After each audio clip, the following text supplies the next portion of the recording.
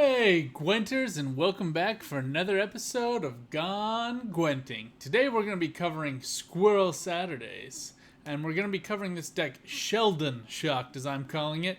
I picked this up from my boy Spook22. If you're not on Discord, get on there. He's on there all the time. Great guy from Scotland, has lots of thoughts on fun and really kind of totally different ways of playing this game, and I really appreciate that, because Gwent can get stale sometimes, especially when everybody's reading the TLG meta blog and just copying those decks and playing them.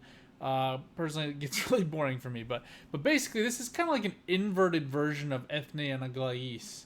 And I had mentioned when I made that video that you could sub in Sheldon, and basically what he's done here is recreated that deck using Precision Strike with Skiru and Sheldon Skag. So you can really get a lot of value with Skiru, both from Call of the Forest, where you're able to boost it by 1 and play it, or you can actually boost it by 2 using Isengrim's Council.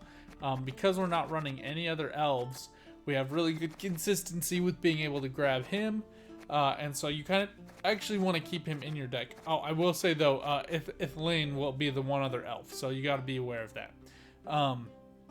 But Treant Boar, Dunka, Harold Gord, all really good cards here. I will say with Treant Boar, you can run Malena with this, and I do really like Malena, but I'm just going to play his deck without making any changes. I'm just going to trust him. We're going to be testing this out, seeing what we get out of it. And I really want you guys to leave your comments down below if you have ideas on how this deck can be improved. If you have other ideas for different Scoia'tael decks. They've been a little bit on the outs after the major Harmony nerf. Kind of blew it out of the water. But let me know what you guys think. As always, please like, subscribe, etc. Really helps the channel. But let's jump into a match here. So we're going to be just jumping into a standard mode match. I do actually think, though, that this deck would be really fun in the seasonal. And if you haven't played the seasonal, you got to play the seasonal. It's a ton of fun. I think they should make it a permanent game mode. Saw on Reddit, a bunch of people were trying to create a petition to make it a perennial deck gameplay mode, and I think that would be totally worth it. So we really do want to get Sheldon into our hand, and because we have Ithilane, we really don't need Skiru here, so we're gonna send him away, get him packing. But we really do need Sheldon. And that, I would say, is one of the only weaknesses really out of this deck. And if you can't grab him, I only need one of these. If you can't grab him, my suggestion to you is just kind of like tempo out of the round as quickly as possible. Yeah, not a lot of great options here. So we're going to go ahead and play Novigradian Justice just to get some of our dwarves out. We'll go for Marauder. He's just great value. That way we can get both of our Marauders down. So they're both getting Vitality. Passive point generation. Really good. And then we really also want to hold him into a long round where he's going to be using Ethereals. And then we'll just go ahead and destroy them using our Skiru. And the best way to do that, in my opinion, we're going to get Skiru out with Call of Harmony. So we can use Fav to go ahead and grab that. I'm pretty sure it's still in our deck. We also have Oneiromancy, which just gives you a lot more draw consistency as well. I'm not seeing anything here I really want with Oneiromancy except for Nature's Rebuke, which I might go ahead and grab. Alright, so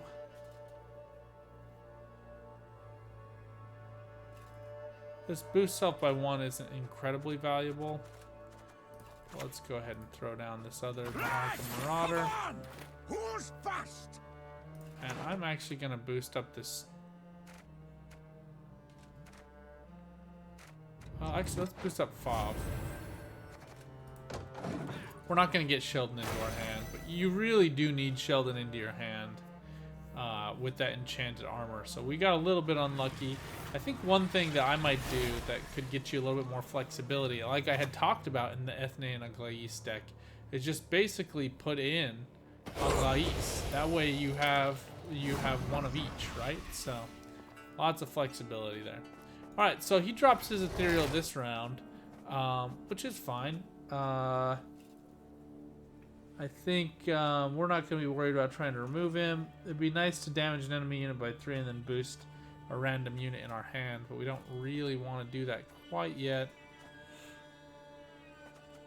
So let's go ahead and play this on Neuromancy, grab this Nature's Rebuke, and we're just going to go ahead and remove this Bruxa because she's passing points with that Thrive. And we'll keep our engines running. I'll probably throw down Dwarven Skirmisher. I like to take a round so that you're not both at 7.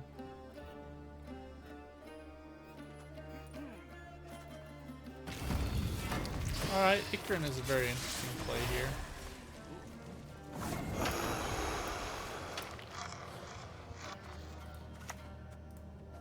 Scoia'tael! We can get 6 damage here and then another damage with Treant Boar if we need it.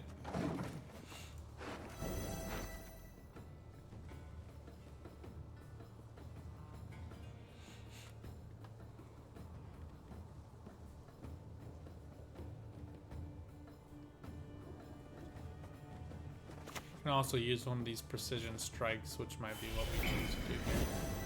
Alright, so this Purify is a really interesting way of getting the ethereal back into your graveyard, which is actually fine with me because we're going to be playing Skiru later on.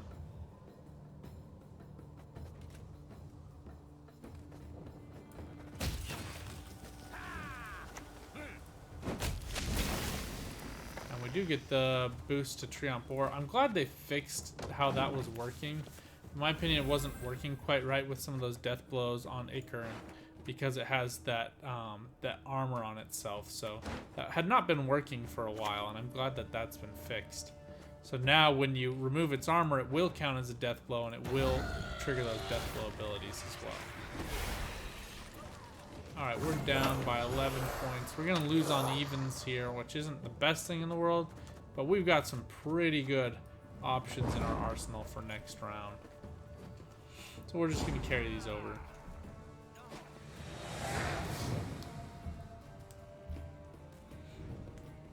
The other thing about that Purify with that Ethereal, it sets them at different values. And so we really want to get those off the board as quickly as possible most often, just because they're really hard to deal with if you can't do that. Now these agitators are helpful, but we don't have a Dwarf in our deck. So let's get rid of this Tempering. Yeah, we just are not, we're getting pretty unlucky here in terms of getting Sheldon into our hand. But Dunka works well as a passive boost. You can also add in Hawker Smugglers as well. They're a good 6-point card to get you that passive boost. But if you can't draw him, you run into some real problems. So I think what we'll be angling for is like a really long round 3. And he might just be working to try to tempo us out of this round, which is fine.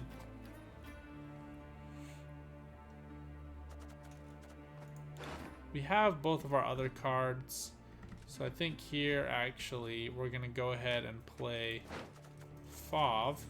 We're going to do something a little weird.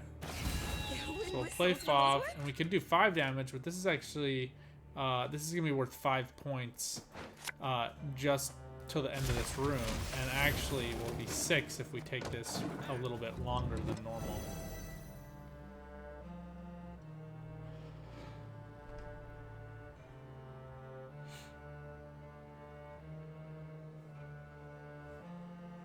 Not having any dwarves in our hand is just a little problematic, but this works out well for us. Don't mind this at all. She's a 3-point card, so we're actually just going to play Forest Protector. We're going to grab this Circle of Life, smash her, and we're going to go ahead and quick transport. Okay, so it actually wasn't working. It still doesn't count as a death blow for just removing the armor. I'm sorry, I had that wrong. Death blow is you get to pick the unit. It still boosts a random unit no matter what you do. We're actually just going to use this leader ability. We both have Isengrim's Council and Call of the Forest for Skiru, So I'm not super concerned about that right now. Out comes his Oneiromancy. Renew. I think we're going to see Ethereals here. And we might just want to get rid of them now.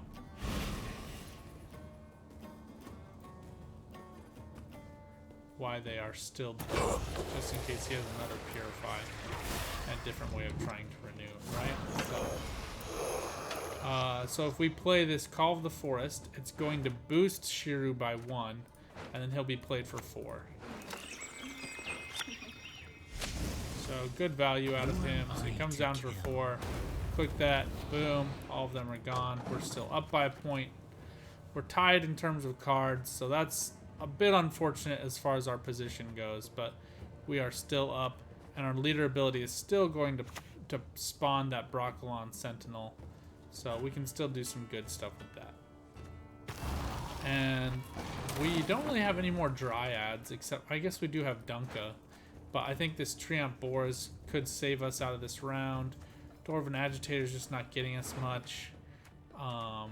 And we're basically... well, let's actually just get Dunka out here. Dunka's going to work fine. Well... no, let's save Dunka, because Dunka is going to play better next round. If we can get Harold into our hand. We'll just use this Treant Boar to get some consistent damage here. And if he's threatening to tempo us out... go Neuromancy can get us out of this.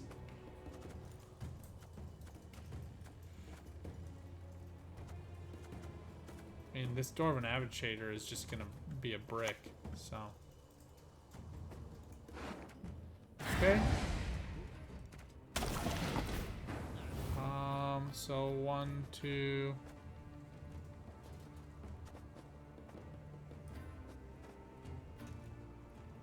Let's actually go ahead and do this.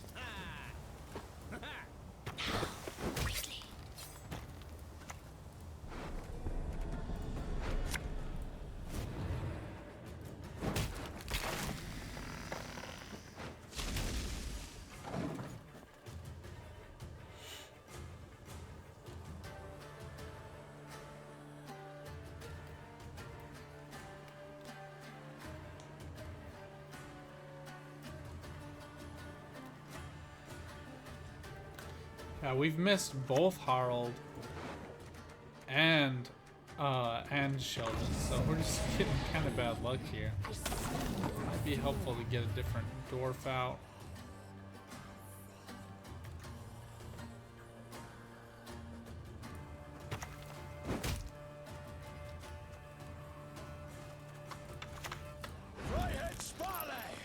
Yeah, he's not boosted at all, so it's like Dunka it is.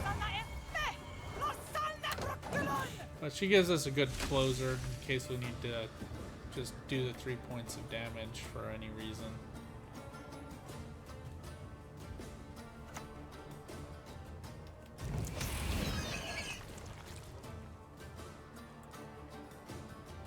So use the Hound for removal, okay. That's fine. Now the question is if he wants to carry something over. We miss out on these extra 2 points, but I think that's probably fine. This keeps us ahead. If Lane will just end up being total waste of a card if we end up needing to play it, but might just be where we are this game. So this is one of those decks where what you have in your hand actually matters. Yeah, here comes Noonwraith. Yeah, this is unfortunate. There's some real value here. Nigh is the time of the white frost and white but light. we're not. We might still win this actually. I mean, he's out of his. He does have his Oneiromancy left, and we've lost a lot of our tutors. So it's just basically just going to be a search for Gord, which we get.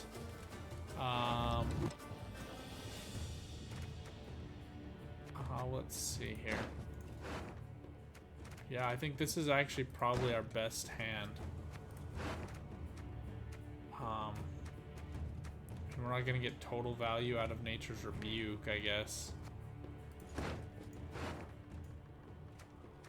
But everything else would be played second.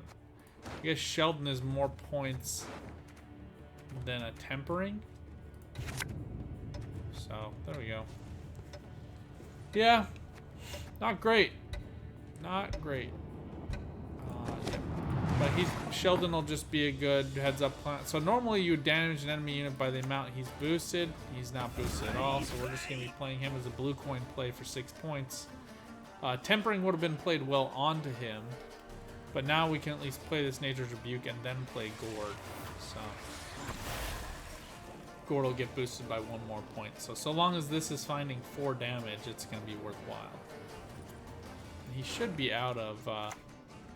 He does not have an extra 1 still lying around. So there we go. Finds its full value.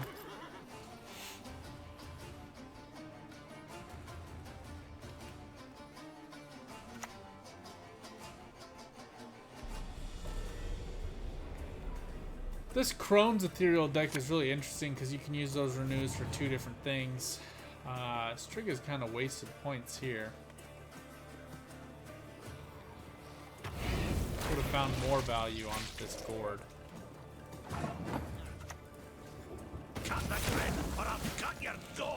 So we'll see what he has as final play.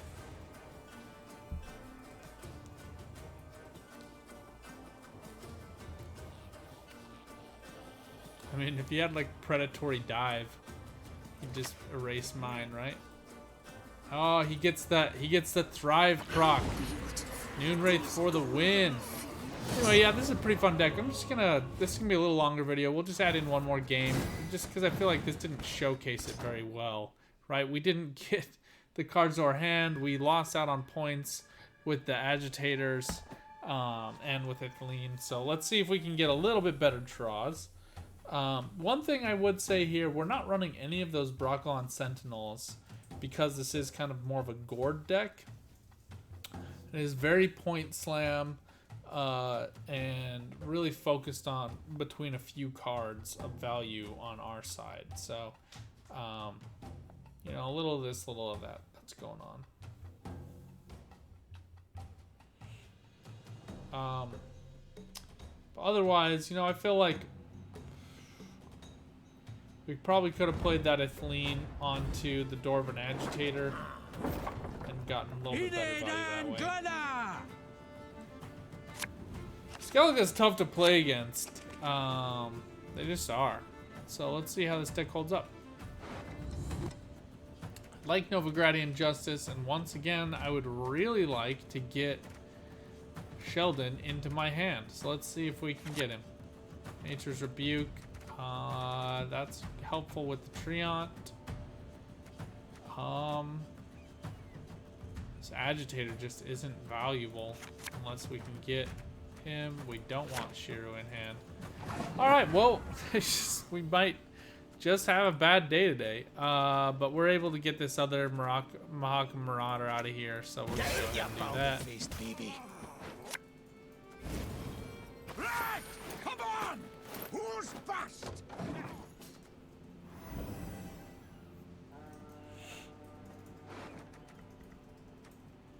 We need Fob to grab this Call of the Forest, but that's about it.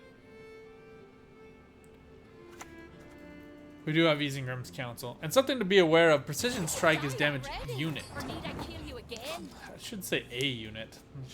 That's a copywriting error right there. But a unit just being any unit on the board, including your own. So you can get some real good value out of that. We do not have a Treant right now. So I think we're going to go ahead and put down Dunka here. Well, actually, let's go ahead and use Enchanted Armor on Dunka. Just make it so she can't get removed.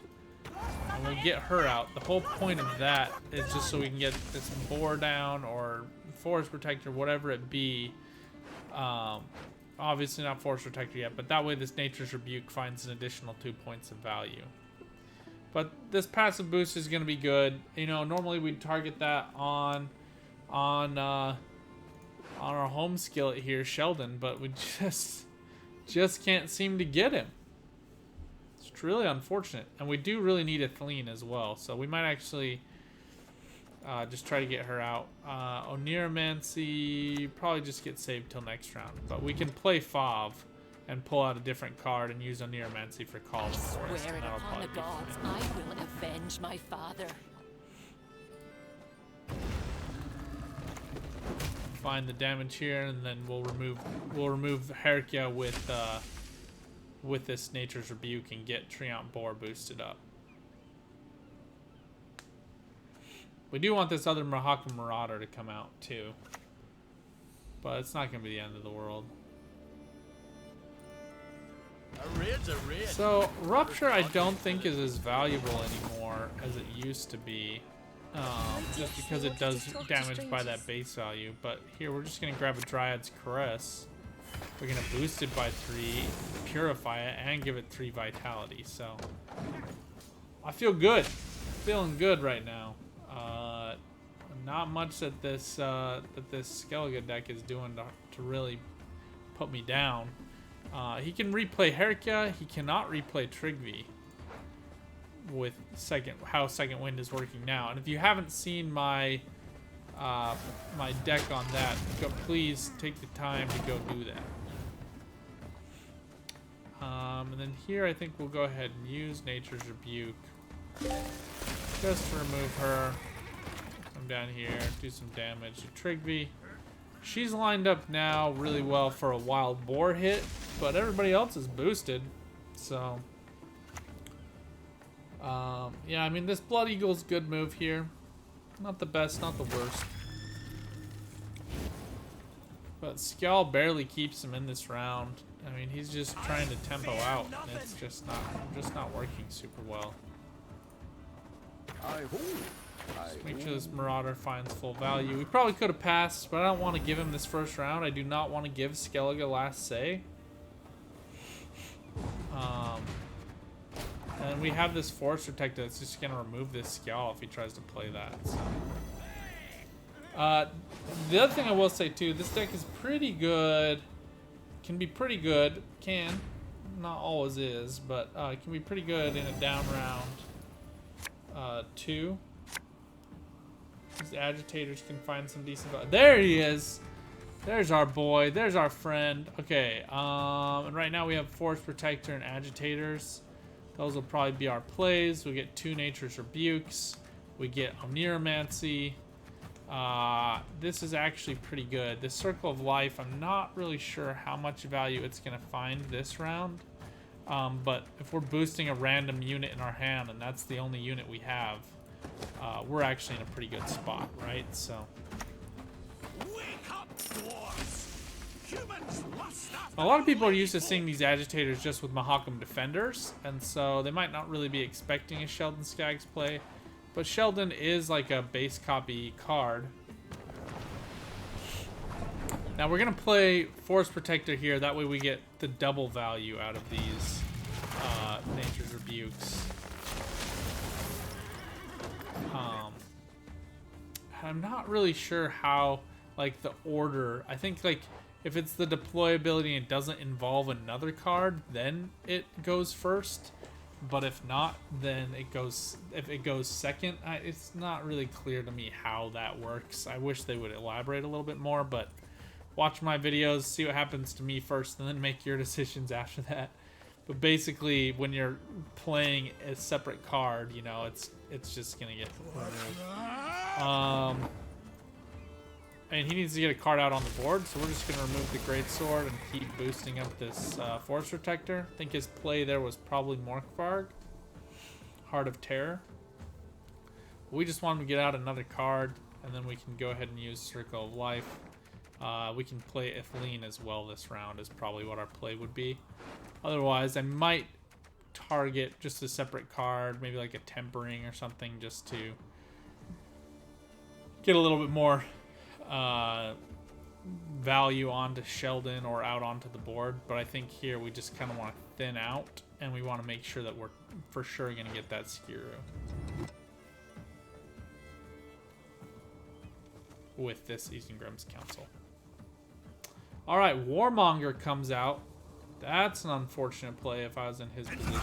Not what I would want. This doesn't even get him up to points.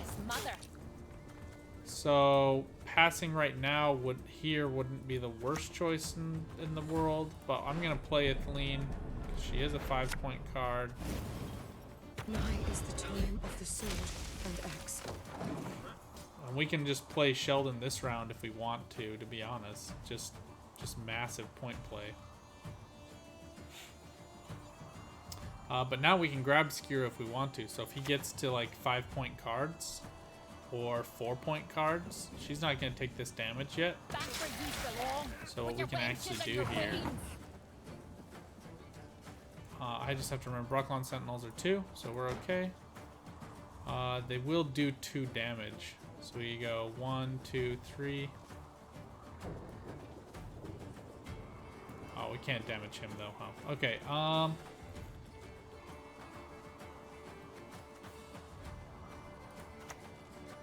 let's go ahead and just...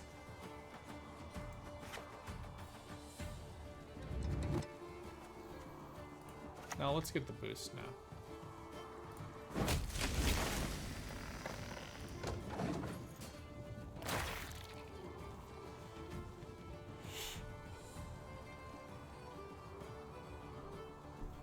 Maybe you should target this Tursic Invader, but I think I wanted to leave her out here. So this Sheldon's right now going to do 8 points of damage.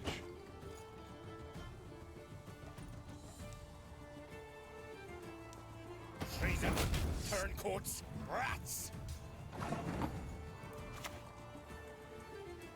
I think we're just going to go ahead and do that. Malitolas melons, you're one dead dunderhead.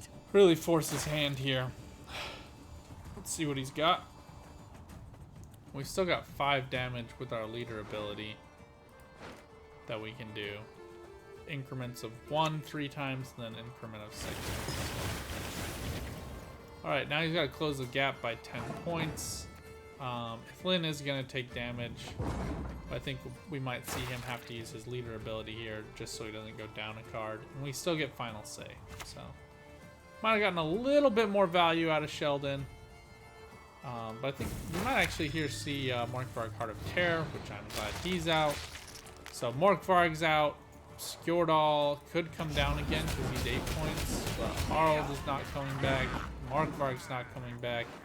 I think Hemdall or Wild Boar are the ones I'd be most concerned about now. But I think we're basically just going to be playing a removal game this next round with Scoia'tael. Which I actually am kind of glad I drew him so that I know I can put him back in and not have to worry about it. Agitators are pretty much worthless here. Gord is going to be my target for a Neomancy. And I'm actually probably going to play Call of the Forest to grab that. We don't have any card in hand, so Circle of Life is really just worthless to us.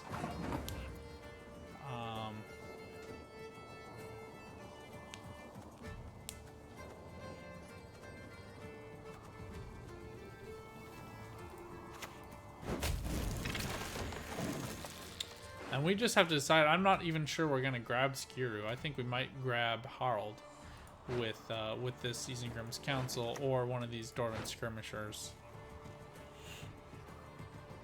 What? This? Scratch.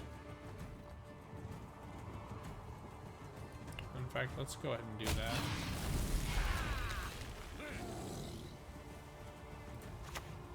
The only good Get human perfect. is a dead human. Elven blood.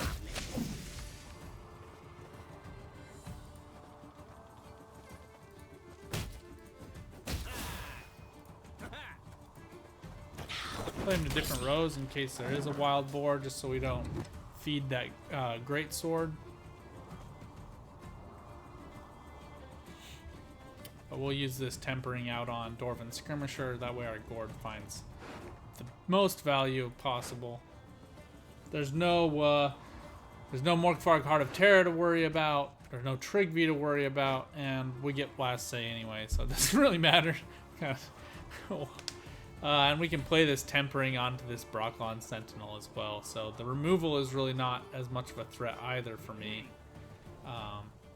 It's not going to get the armor, but honestly, that protects it from the stunning blow, which he probably has one more of anyway. Might not have it in hand, but he probably has it. Alright, here comes Scoia'tael. Decent removal card. Probably not the one I would have chosen. I would have tried to get a little bit more synergy out, but away with this. not the end of the world.